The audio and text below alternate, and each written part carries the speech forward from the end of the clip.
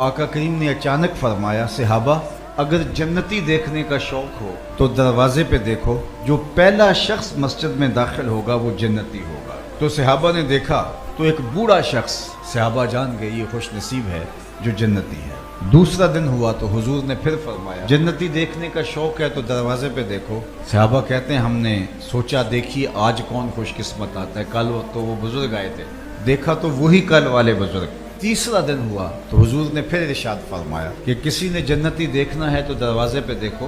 कहते हमने देखा तो तीसरे दिन भी वही बुजुर्ग तशरीफ लाए। हजरत अब्दुल्ला बिन अमर फरमाते हैं लोग तो वापस चले गए लेकिन मैं उस बुजुर्गों के पीछे चल पड़ा और मैं ये देखना चाहता था कि इनके अमल कौन से हैं। तो मैं उनके पीछे चल पड़ा और मैंने उनसे कहा कि मैं कोई 2-3 दिन आपके पास रहना चाहता हूँ मेहमान बन के, तो मुझे आप रख लेंगे? उन्होंने कहा कोई बात नहीं, आ जाओ। खैर रात हुई, उसने मुझे चारपाई बिछा दी और साइड एक जानिब वो भी सो गए।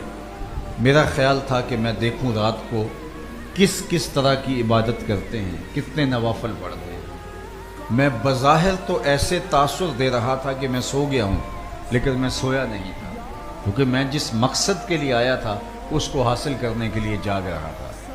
लेकिन मैं सारी रात गुजार दी।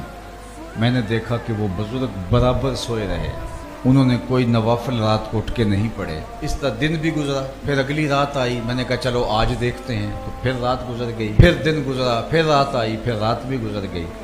तो मैंने उनसे इजाज़त चाही तो उन्होंने कहा कि तुम 3 दिन मेरे पास रहे, बताओ कोई मेरी तरफ से तकलीफ़ तो नहीं पहुंची? उन्होंने कहा तकलीफ़ तो नहीं पहुंची, लेकिन मैं जिस मकसद के लिए आया था वो पूरा नहीं हुआ। वो बुजुर्ग फरमाने लगे क्यों?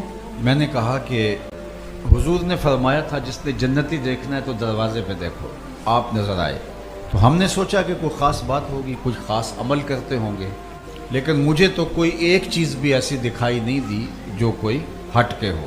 तो वो बुजुर्ग फरमाने लगे कि तुम और भी रुकते तो कुछ ना देख पाते, और मैं तुमसे कोई छुपाया भी नहीं, और जो चीज़ तुम देखना चाहते हो वो तुम्हें दिखाई भी ना देती, लेकिन क्योंकि तुमने 3 दिन गुजारे हैं, चलो मैं तुम्हें खुद बता देता हूँ। तो वो बुजुर्ग फरमाने लगे, ए अब्दुल्ला बिन अमर, ये जो मेरे सीने में रखा हुआ दिल है ना, इसमें किसी मोमिन का बुग़्ज़ नहीं है, इसमें किसी की दुश्मनी नहीं है।